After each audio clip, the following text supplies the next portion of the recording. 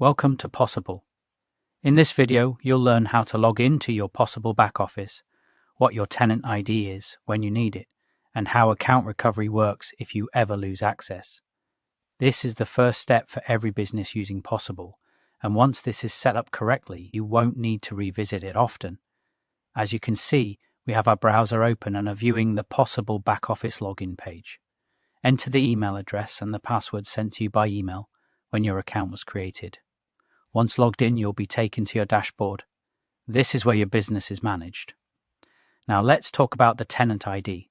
Your tenant ID is a unique identifier for your business, and this was also included in your welcome email. Your tenant ID is displayed here on POSable Back Office dashboard at the top of the menu. This means that even if you forget it, as long as you can log in here, it is always available. When setting up a tablet for the first time, the app will ask for your tenant ID so it knows which business to connect to. It is only required the first time you log into a POSable tablet or device. You do not need to enter it every day. Once that device is linked, it stays connected. If you ever forget your password, select Forgot Password on the login screen.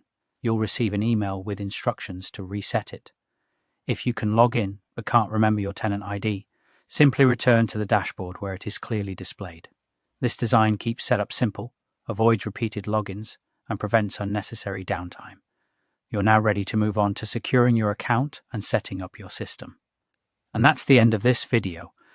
Thanks for watching.